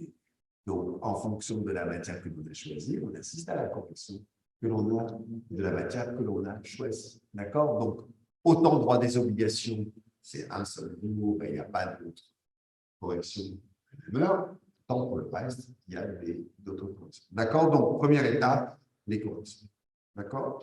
Ensuite, en fin janvier, mais surtout février-mars, il y a ce qu'on appelle les cours de notions fondamentales. Alors, cours me paraît peut-être un peu excessif, ne vous attendez pas à un cours dans l'amphithéâtre, c'est plutôt une actualisation des connaissances et un focus sur le point. La licence de fondamentale est clé. Alors, je ne sais pas si je vais en dire davantage, mais ce sont des cours de 4 à 6 heures, hein, donc, voilà, par matière. Donc, ne vous attendez, il ne s'agit pas de refaire un cours, mais on demande à l'intervenant d'insister sur les points d'actualité, un certain nombre de grandes notions qu'il veut impérativement, qu'il faut impérativement avoir. Je pense qu'il faut partir de l'idée ici qu'une l'idéologie, on n'a pas comme mission de refaire le cours tel qu'il a été dispensé au cours de la deuxième, la troisième et la quatrième année, notamment en ce qui concerne les matières de spécialité. Ces cours ne sont pas très anciens, en ce qui nous concerne, on n'est pas très vieux, à la différence de nous sommes rentrés à la faculté, vous imaginez au siècle dernier, c'est dire, vous, vos cours, si vous prenez le pénal, il y a 2 ans, il y a 3 ans maximum, le cours de procédure pénale de la même manière. Ce qui signifie qu'on ne va pas refaire un cours qui a été dispensé il y a 2 ans, parce que même le pénal, quand même, n'a pas été révolutionné de fond en 2 ans. En revanche, on va revenir sur ce qui s'est passé sur le plan jurisprudentiel et législatif au cours des 2 dernières années. Donc, ce que vous avez logiquement manqué, sans doute, au cours des 2 dernières années, et revenir sur les points clés, les équilibres essentiels en fait de la matière. Ce qui nous permettra, en réalité, de travailler par la suite les épreuves qu'on va vous donner. En ce qui me concerne, je le fais de manière thématique, ça vous explique que la première épreuve du droit pénal, ça sera sur tel thème de cours, vous le révisez, le cas pratique tombe sur ça, donc les 2 premiers, on les fait comme ça, le troisième, c'est moi qui choisis de manière large. Ça signifie que ce qu'on attend de vous pour que la préparation soit efficace, en réalité, c'est que vous repreniez vos cours. La plupart d'entre vous, vous avez des ordinateurs, donc vous reprenez les cours que vous avez eu en deuxième, en troisième ou en quatrième année, vous le révisez. Ça, c'est un truc qu'on va faire cette année. Et quand vous arrivez lors des cours dits de notions fondamentales, on va vous rappeler les grands équilibres et les dernières actus sur ce qui s'est passé depuis que vous avez fait votre cours. Mais évidemment, il y a quand même une vraie logique de l'IEJ et vraiment une auberge espagnole en ce sens qu'on y trouve ce qu'on y apporte. Ce qui signifie qu'on ne va pas vous redispenser les 120 ans de cours. C'est à vous d'apporter une grande quantité de travail sur lequel on va travailler avec vous. Mais c'est vous qui fabriquez votre CRFPA. Nous, vous savez, c'est un peu comme Morpheus dans Matrice, c'est-à-dire qu'on vous montre la porte de la réussite, mais c'est à vous de l'apprendre. On ne peut pas vous pousser à travers la porte. On va vous aider, mais encore faut-il qu'en amont, vous fournissiez un travail nécessaire pour y parvenir. C'est une vraie auberge espagnole, c'est la philosophie de l'université depuis qu'elle a été créée. Vous avez vu qu'il y a beaucoup moins de cours à l'université que dans des écoles ou des grandes écoles. L'essentiel du travail, il est fait par vous à côté. Ça ne cherche pas pour l'IEJ, c'est juste qu'on vous drive, on vous entraîne, on vous rappelle l'actualité, on vous rappelle les notions fondamentales, on vous met sur les rails, et après, c'est à vous de prendre le rythme, d'aller comme ça jusqu'au mois de septembre, même si c'est fatigant. Et Dieu sait que l'épreuve aussi est fatigante, mais si vous écoutez nos conseils, que vous vous entraînez et que vous assistez au cours, ça devrait bien se passer. Mais vraiment, même très, très bien se passer. Je sais qu'en tout cas, je peux le dire en connaissance de cause, les étudiants que j'ai eus en droit pénal, en procédure pénale l'année dernière, se sont tout bien débrouillés à l'épreuve, ce qui signifie que si vous nous écoutez, mais encore faut-il que vous nous écoutiez quand on vous dit déjà que ce n'est pas un cours pour aller l'examen, que tu as galéré, parce que c'est vrai. Et si vous expliquez les pensées méthodologiques et les connaissances de fond à avoir et que vous entraînez sérieusement, alors vous serez sur les rails pour réussir, quelle que soit la matière de spécialité, parce que ce que je viens de dire vaut pour le pénal, ça vaut évidemment pour toutes les autres matières. Je vous le dis parce que je l'enseigne et que c'est comme directeur adjoint, la philosophie, la manière dont on perçoit cette formation pour toutes les matières de spécialité et de procédure, tout ce que je veux dire pour également pas conséquent. Bien. Bon, après, toutes ces réflexions, c'est. Tu t'attendais pas à l'auberge espagnole? Non, bon, c'est bien, c'est bien. Alors, donc, cours de notions fondamentales. Ensuite, ben, il y a un certain nombre d'entraînements qui vont commencer à partir dès le mois de janvier pour les notes de synthèse et ensuite un peu plus tard pour tout ce qui est procédure et spécialité. Alors, s'agissant, et puis, voilà. Donc, la note de synthèse, il y en aura 4. au cours de cette année d'entraînement. Vous avez les dates. Alors, la façon de procéder est toujours la même. Une semaine avant, on vous met en ligne le sujet et vous avez une semaine pour le préparer. Et vous devez ensuite l'envoyer par mail à M. Duron. C'est clair? C'est clair? Voilà. Et dans les temps, parce que vous apprendrez à connaître M. Duron. M. Duron est un homme d'horloge. Et il aime quand les sujets arrivent en temps et en heure. Ça ne les transmet pas si ça arrive après. Voilà. Et je vais le dire différemment, voilà. Si ça arrive une minute trop tard, eh bien, il ne transmet pas. Donc, essayez de le respecter. Surtout que vous avez un délai, hein, on vous demande quand même, voilà. Donc, on vous donne le sujet, par exemple, du 15 au 22 janvier, et bon, voilà, vous avez un certain temps pour les remettre. Hein, donc, voilà. Ensuite, vous avez un temps suffisant. Même chose pour le droit des obligations, 3 entraînements qui sont programmés en début mars, début avril et juin. D'accord?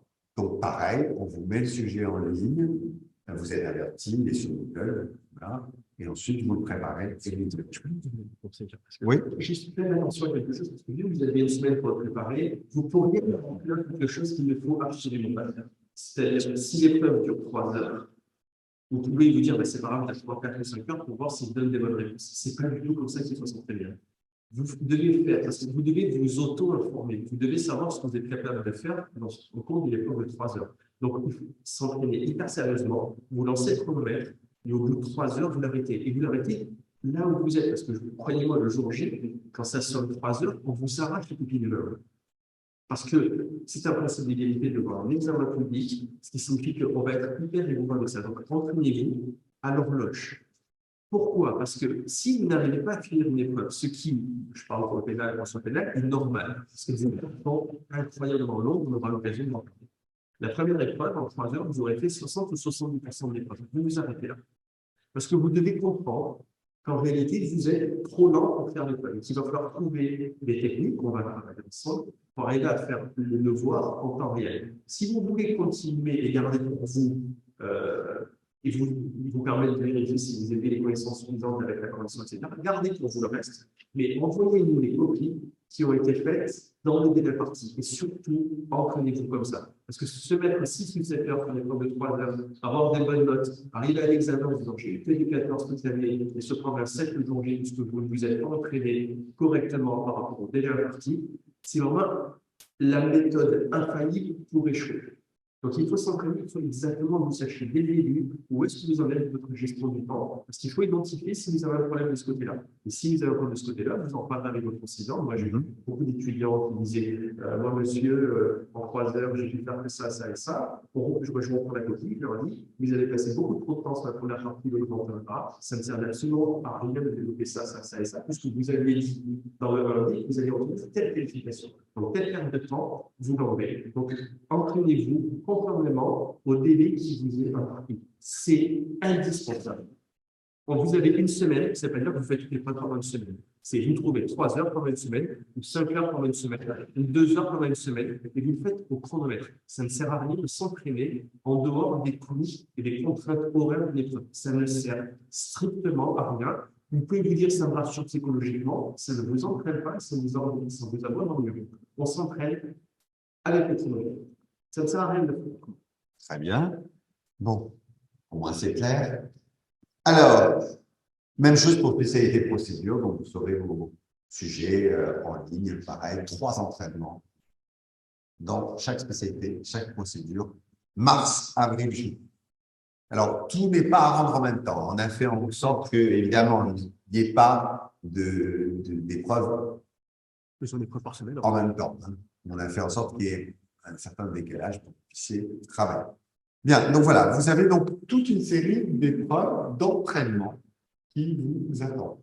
Alors ensuite, comment ça se passe? Eh bien, des tableaux de correction seront mis en ligne avec les éléments de correction copie par copie, évidemment,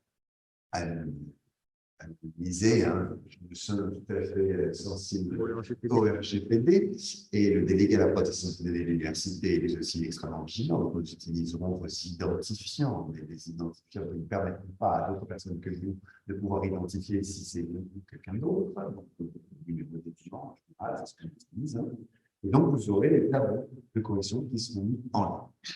Et alors, il y aura un corrigé de l'épreuve qui devrait être déposé, qui sera aussi mis en ligne. Donc, pour que vous puissiez comprendre ce qui était attendu de vous. Certains enseignants, je ne dis pas tous, font en outre des séances par Zoom de correction.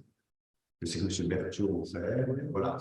Moi, ça m'arrive d'enregistrer la vidéo de correction. Voilà, il y a enregistre une vidéo de correction et la mettre en ligne. D'accord? Donc, il peut y avoir un supplément. Je ne dis pas que tout le monde le fera, c'est pour ça que je ne vais pas vous dire que vous aurez pour toutes les épreuves des vidéos de correction ou des séances de correction, mais un grand nombre le font. À minima, il y a le corrigé écrit. Ça, c'est Ouais. le minimum. Après, en effet, certains enseignants soit font des heures supplémentaires pour faire le corrigé en direct, soit moi, l'année dernière, j'ai testé quelque chose. Mais je suis allé voir les statistiques, Ouais. plus on visualisait, donc je me suis dit que ça ne savait pas grand-chose, peut-être que je vais lancer ça cette année, savoir d'enregistrer une correction avec un logiciel qui permet à la fois de montrer le sujet, de montrer les textes appliqués, plus mon corrigé. Donc je me suis pris, j'ai fait ça, ça m'a pris une journée, je crois qu'il y a eu 17 étudiants qui sont allés le voir. Ah, c'est bien. Bon, Non. le ratio, je n'ai pas trouvé le ratio génial, mais donc voilà, on va un petit peu faire après le rôle de correction. À minima, de toute façon, vous aurez le corrigé écrit et généralement avec les points. Moi, je sais que jusqu'au demi-point près, vous sachiez exactement ce qui a pu manquer. Donc, vous aurez vraiment un retour sur ce qui était attendu. Voilà. Est-ce qu'il y a des rediffusions? Alors, sur les Zooms, on les enregistre en fait. Tous les Zooms en fait, qu'on fait, on les enregistre et après, on les met en ligne également sur Moodle. Ce qui signifie que si vous ne pouvez pas assister à une séance de correction ou à la séance de leçon fondamentale, en fait, vu qu'elle est enregistrée, elle se retrouve après en ligne. Donc, si vous vous payez pour de 17h30 à 20h30, il y a quand même un moyen d'y accéder. Et elle dure longtemps, parce que là, je suis allé voir Moodle, elle est encore. Ouais, ouais. Oui, donc on peut en bénéficier jusqu'à après les épreuves. Formidable. Vous pouvez revoir M. Catlan corrigeant. Voilà. Ben, cette année, et justement, moi je l'ai bien comme ça, tous les sujets faits l'année dernière, si vous voulez vous entraîner dessus, par exemple, de votre côté, et Dieu sait que c'est le conseil que je vous donne, plutôt que d'aller payer des prépas privés. Non, mais ça, c'est un autre sujet. Vous n'allez pas m'écouter, mais c'est pas grave. Moi, je vais laisser mes entraînements de l'année dernière avec justement les cours. Ça signifie que si vous vous entraînez, corrigez, voir où est-ce que vous avez réfléchi, où est-ce que vous avez trouvé du bon travail, vous pouvez les utiliser vous-même en temps si vous avez de plus en plus de 3 d'entraînement, je pense 6, parce que le fond, moi, il y en a déjà, il y en aura 6 au cours de est-ce qu'on peut contacter les professeurs par mail pour nous expliquer un peu de correction? À titre personnel, j'ai reçu plein de mails. Alors, personnellement, et je pense que c'est lui, il faut bien répondre en fait dans mon gueule. Ouais. Parce que la question que vous posez, en fait, elle m'intéresse tout le monde. Donc, autant la poser en fait dans le. Moi, je peux faire. Ce que j'ai fait l'année dernière, c'est que je recevais des mails et que je posais la question dans le forum. Je me posais des questions moi-même. C'était un peu bizarre, un peu ce qu'ils me prennent. Et j'y répondais parce qu'en fait, souvent les questions qu'on pose en fait sont nécessaires à tout le monde. Donc, oui, on peut poser des questions. Ça reste dématérialisé, mais ça reste pédagogique. Donc l'idée, si vous avez des questions, évidemment, on va y répondre. Donc quand on commence à préparer son biologie, on va initier le 24. Voilà. Et il y a une question auquel je vais répondre. Ah oui, sur le droit administratif, il n'y a pas sur. Je pas grand chose. Oui, bon. J'ai une question. Pouvez-vous dire un mot concernant les épreuves de droit administratif? Je peux dire un mot. C'était des épreuves assez pour le droit administratif classique, vraiment, avec des questions. Technique, dans ce qui est professionnel. Oui, un peu technique, mais enfin bon, qui permettait d'avoir la moyenne, peut-être pas d'exceller, hein, voilà, mais en tout cas d'avoir la moyenne. L'épreuve de procédure administrative contentieuse, dans mon souvenir, cette année, elle était plus faisable que celle de l'année d'avant. Que celle de l'année d'avant. Parce que celle d'il y a 2 ans était très, très, très difficile.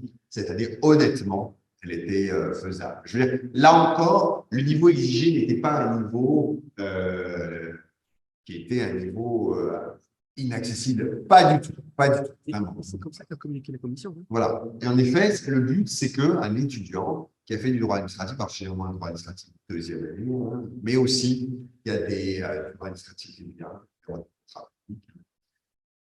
c'est un programme, mais bon, c'est un programme qu'un étudiant peut tout à fait traiter. Donc, cette année, honnêtement, et droit administratif et procédure administrative étaient faisables. Il y a, comme d'habitude, questions.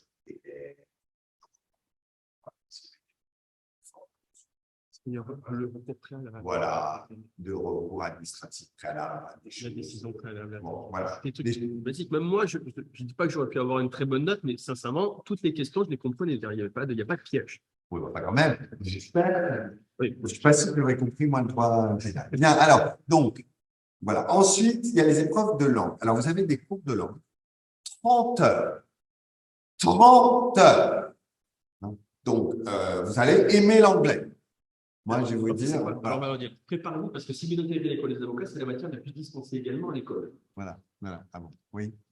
Voilà, donc, l'anglais, donc, 13 séances, puis 2 séances de révision après les résultats de l'admissibilité. 2 séances de révision en présentiel. Non, mais honnêtement, l'anglais, vous allez être très bien préparé. Ensuite. Encore faut-il y assister, c'est ça le problème. Ah, bah oui, ça, si vous n'y assistez pas, vous n'êtes pas préparé. Ça, c'est particulier l'épreuve ici, mais si tu es préparé, il n'y a aucun effet surprise.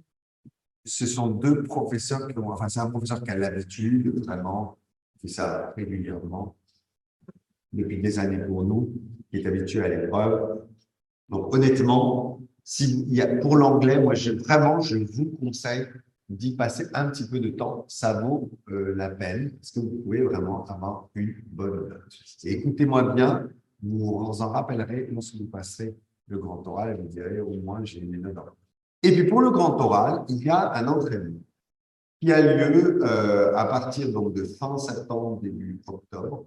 Alors, il y a d'abord un cours de liberté fondamentale qui est dispensé. Là, il y a un cours. Et ensuite, il y a des séances de méthodologie et d'entraînement à l'épreuve du grand oral. Alors, moi, je ne fais pas d'enseignement, mais on participe en général à l'entraînement. D'accord? Donc, c'est pas. Donc, vous venez en amphi, théâtre, on vous donne le sujet que vous allez passer, vous devez le préparer, ou généralement, on vous demande de le préparer à la maison, et vous passez, pour faire passer plus de monde, en condition du direct. 15 minutes, vous êtes face à votre film, théâtre, et vous pouvez présenter votre sujet. C'est un très bon exercice, et ensuite, on vous critique. Et positivement, ce qui n'a pas été, ce qu'on a voilà, l'idée, c'est vraiment de vous mettre dans les conditions de passer les lois.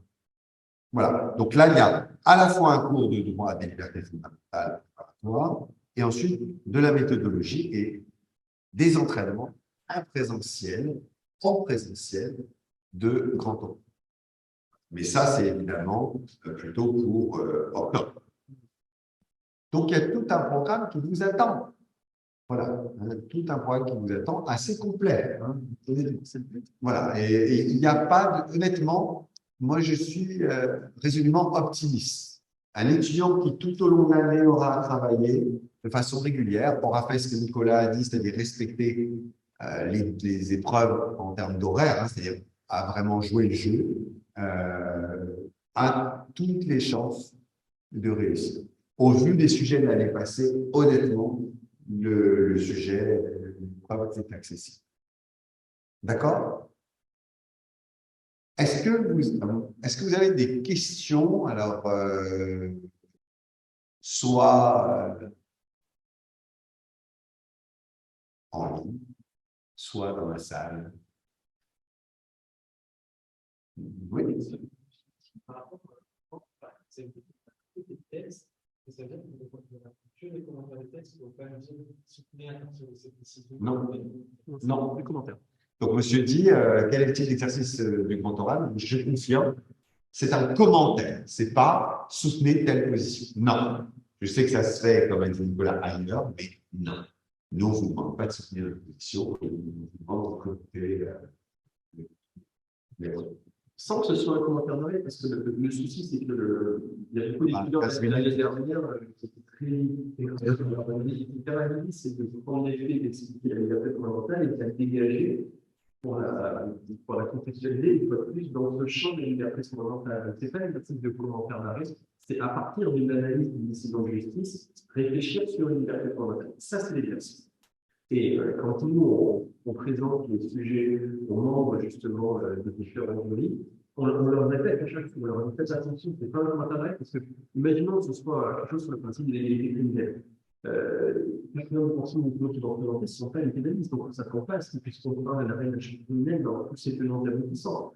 On pense à l'étudiant de niveau 5e année et biologie qui peut présenter un arrêt dans un champ qu'il ne connaît pas, identifier la liberté fondamentale et réfléchir à partir de cette liberté fondamentale. D'accord? Donc, ce n'est pas une épreuve de spécialiste, en tout cas, la matière c'est une épreuve de quelqu'un qui va nous expliquer ce que sont les libertés fondamentales aujourd'hui, au XXIe siècle, en 2023.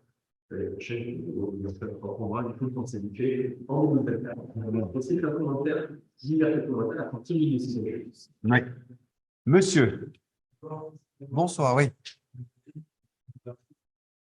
Ah, il y en aura. Alors, bibliographie, pour tout au long de l'année? Ah oui, si vous posez la question en fait, à vos enseignants, parce que la réponse varie en fonction des enseignements de spécialité, après, pour les libertés fondamentales, voilà, quand un étudiant me pose cette question, j'ai toujours donné une liste, après, je dis, allez voir l'auteur en fait, avec lequel les plus de facilité à lire. Par exemple, je vais faire de la pub, c'est pas très bon, mais moi j'aime beaucoup l'ouvrage de droits et libertés fondamentaux de préparation séculaire de Dalloz, qui est dirigé par un collègue de Montpellier, par exemple. Alors, il a beaucoup grossi. Hein, entre le manuel il y a 20 ans et maintenant, il est devenu très large. Mais pour y avoir parfois dans ma carrière pioché de temps à autre, notamment sur le principe d'égalité, l'article de Didier Rebu sur le principe d'égalité criminelle dans ce manuel est une merveille. Et pour en avoir vu quelques-uns, c'est une merveille. Est-ce qu'il est possible de le synthétiser? Je ne pense pas. Parce que c'est peut-être pas un manuel de travail, mais si vous avez une question précise en DLF, vous ouvrez ce manuel, il est absolument parfait. Après, généralement, les petits carrés, les petits essentiels, c'est plutôt pour avoir des synthèses des matières, c'est plutôt bien, surtout qu'une fois de plus, malheureusement, d'élèves, vous avez travaillé entre décembre et novembre. Mais pour les matières de spécialité, procédure oblige, là, vos enseignants vous donneront les manuels qui sont plus adaptés. Et puis, vous aurez un fascicule, au droit des libertés. Si vous parlez du droit des libertés fondamentales, pour chacune des matières, en effet, votre enseignant vous donnera des références, je ne sais pas, droit administratif, etc. Ensuite, pour ce qui est des droits des libertés fondamentales, vous aurez un fascicule qui vous sera remis avant, bien sûr, le cours oral et qui fera une sorte de synthèse avec aussi des décisions les plus récentes, etc. Enfin, voilà. Donc, il y a toujours un document qui vous aide. Donc, ça, c'est relativement important. Ça vous sera utile. À y être. Pour les profs de grand tour, si vous voulez savoir ce qui est véritablement, ce qui a éliminé une grande partie des étudiants, c'est que vous aspirez tous à devenir avocat. D'accord? Parce que là, je vraiment pas l'autre tiers dans le sens-là. On a vu un nombre d'étudiants, mais un nombre stratosphérique d'étudiants ne connaissant pas l'organisation juridictionnelle française. Non. Et ça, pour un avocat ou même soit déjà moi comme universitaire, ça me choquait. Et les deux praticiens qui sont autour de vous, à une question de qu'est-ce que le Conseil constitutionnel, le juge suprême de l'ordre civil français.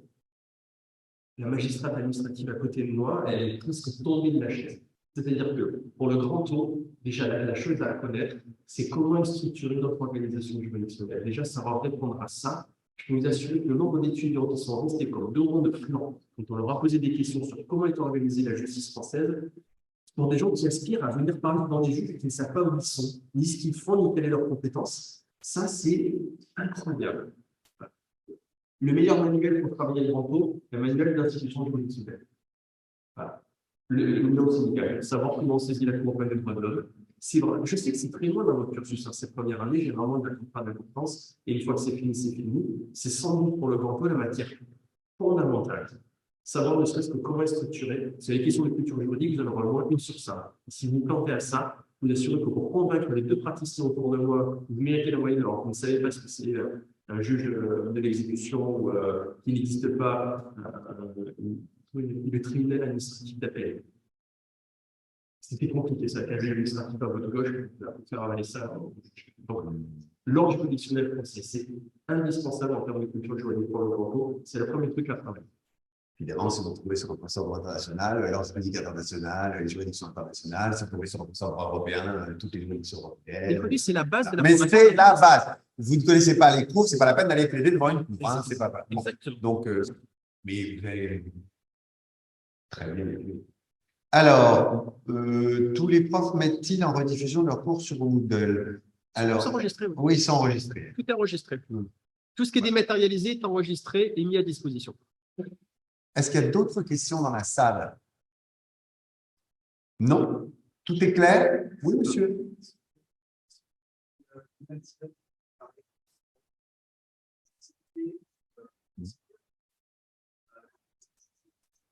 Avant le 2 février. Voilà, maintenant. C'est maintenant. Maintenant. Alors, oui, je pense que bon. on en a besoin pour Moodle notamment parce qu'on va vous inscrire en fait. Qu'est-ce qu'on vous a dit? Pour lesquels vous avez choisi, ce qui signifie qu'on ne va pas vous permettre à Moodle d'accéder en fait à un droit pénal si vous faites en fait du droit commercial. Donc en fait, on a besoin de vous donner accès en fait aux cours, aux liens Zoom, aux cours réguliers, etc. Donc maintenant. Donc on a besoin de savoir ça. Donc, enfin, vous devez y avoir vous réfléchi. avez 3 semaines, donc il faut suivre. Et surtout qu'en plus, au 15 avril, il faut qu'on ait donné des informations au CNV. Donc nous, on vous inscrit, il faut que le CNV le sache. On a besoin de le savoir très vite. Oui. Oui. Genre, je vous le conseille pas parce que pendant 2 mois, vous allez suivre une formation. Mais je pense que, alors je crois parce que oui, hein, formellement. Ouais, je dis juste que je vous le conseille pas parce que si entre le 2 février et le 15 avril, vous suivez mes cours de pénal Ah oui. et que tout d'un coup vous dites je vais faire fiscal, vous aurez dit bon, vous pouvez toujours rattraper parce que tout sera en ligne. Mais il manquera les entraînements, etc. Moi, j'ai conscience. Vous avez compris ça. D'accord? Donc, là, pendant les 3 prochaines semaines, vous assistez au cours et quand vous êtes en cours, vous posez la question de savoir quelle option je dois choisir la plus stratégique pour moi. Et vous, monsieur?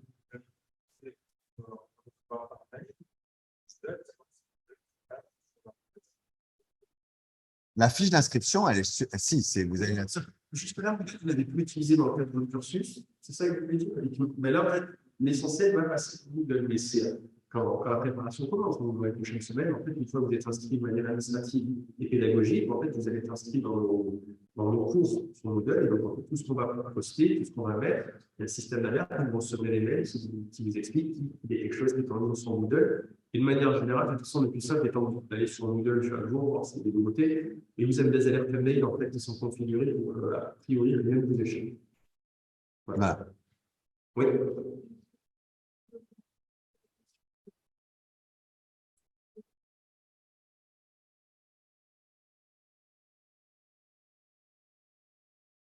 Non. Plutôt oui, vous n'aurez pas le temps de. Vous allez. Après, si même vous maîtrisez bien, vous avez à développer, vous ne prenez pas celle d'après. Ce sont on retrouve trop long. Moi, je suis président de l'année, comme monsieur Dalacus, on retrouve trop, vous avez compris, on vous le dire, mais ce n'est pas négatif. Je comprends que quand on a compris une question qu'on maîtrise, on dit que je vais la développer. Oui, mais. On trouvera que c'est trop long d'avoir compris. Oui. C'est rare. Mademoiselle. Oui. Alors, c'est simple. En présentiel, rien. En dématérialisé, tout. Oui, il y a que. Alors, le moment où ça va devenir en présentiel, c'est après les études. On prépare en fait l'admission, c'est-à-dire le grand tour, et il y aura 4 heures d'anglais également pour ceux qui se préparent en fait à passer l'épreuve. Donc, jusqu'au mois de septembre, c'est ce que nous disait le professeur depuis tout à l'heure, on ne devrait pas se revoir si ce n'est par l'intermédiaire des France, des études pénales, toutes ces études. Tout est dématérialisé, ce qui permet à des étudiants qui ne sont pas sur Paris en fait, de suivre la formation. Ne vous inquiétez pas, c'est pédagogiquement, c'est identique, voire non pas titre professionnel, on peut faire mieux sur le côté avec les outils qui sont à notre disposition. Comptez sur nous. Et alors, la copie d'examen propre à l'IEJ, elle va être mise en ligne parce que vous allez l'utiliser. C'est-à-dire, en particulier pour les notes de synthèse, on a une copie parce qu'on numérise les copies d'examen. Et donc, on va vous mettre en ligne une copie qui vous permettra de vous entraîner sur la copie elle-même que vous aurez le jour de l'examen. Parce que c'est une copie qui a un format un peu particulier, ce n'est pas une copie double avec de. C'est normé sur 2 pages, donc il faut vous entraîner à remplir les 2 pages. Elle vous sera mise en ligne. Oui, mademoiselle.